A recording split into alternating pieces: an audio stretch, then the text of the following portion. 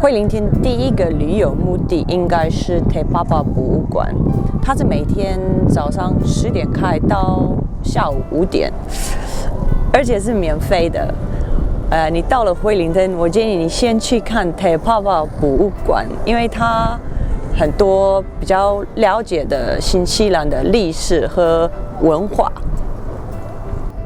So the LvTw Museum in Wellington is most definitely Wellington's #1 tourist hotspot. They're open every day until 5 or 6 in the afternoon, and it's free. So you have no excuse, you have to go. And I would also suggest that you go very early on in your trip, like just when you arrive, the first or the second day, because you learn so much about New Zealand's history and culture.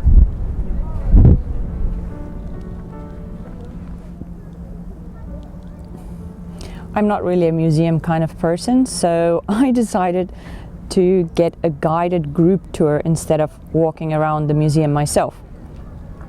They have set times for the guided tours, so you can check out on their website which tour you want to take and what times they'll be running. I went for the general tour, which started at 2 o'clock in the afternoon. I just went up to the lobby area, I got a ticket and a sticker to show that I am on the tour. The guided tour that I decided to go on was $20 New Zealand for an adult. And to be honest, I think it was definitely worth it, and I would recommend that you go for a guided tour over walking around yourself.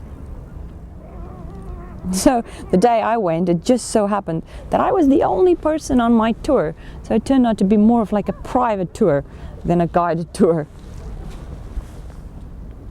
This museum is pretty impressive.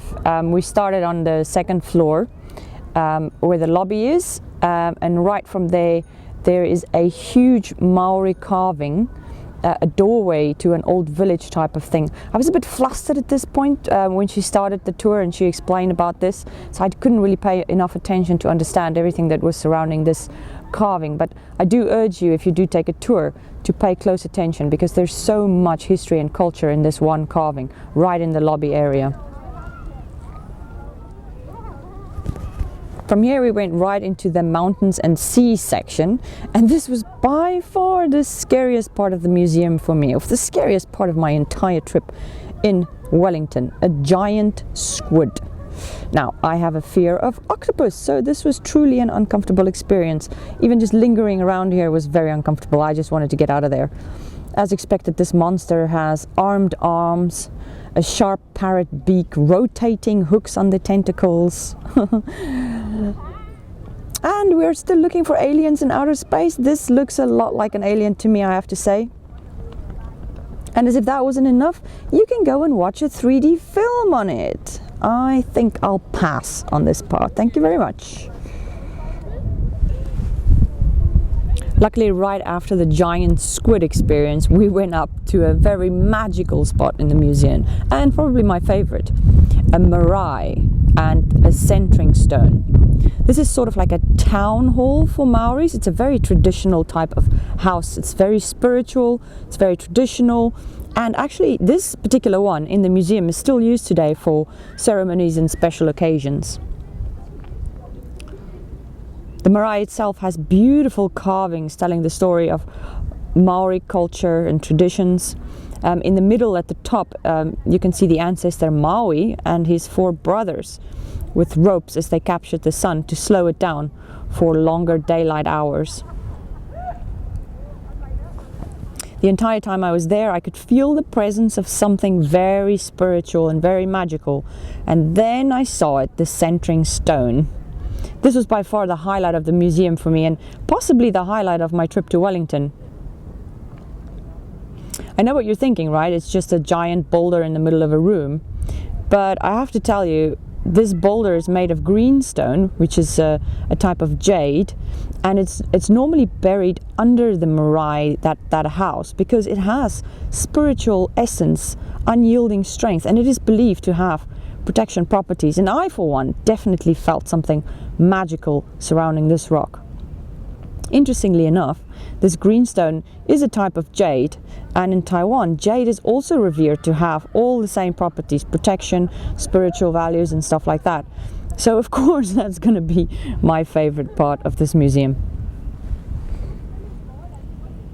I really did enjoy all of the rest of the Maori artifacts, that part of the exhibition as well. And there was also an area with history of animals. That was also very interesting to see.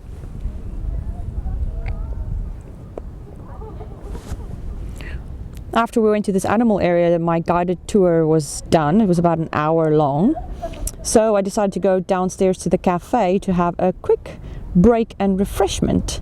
And I found another favorite part of the museum for me, a huge glass of wine at only $8.50. After I had my little wine break, I decided to go do a bit of DIYing in the museum and also visit the Gallipoli section. This is an exhibition that tells the story of ordinary New Zealanders who found themselves in extraordinary circumstances. Each is captured in a frozen moment in time and a monumental size of like 2.4 times human size. There's a lot of work that went into this exhibit, and it's definitely worth a slow and attentive stroll. This was also done in cooperation with the Weta Works. Unfortunately, this one was not for me. I'm very sensitive to war and anything like that, so this was actually quite a bit upsetting for me being in this part, so I kind of just ran through there.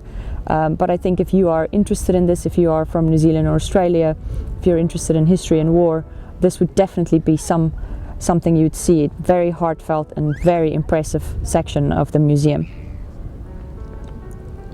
Overall, I think this is definitely worth a visit. It's free, so you have no excuses not to go. I would recommend that you get a guided tour.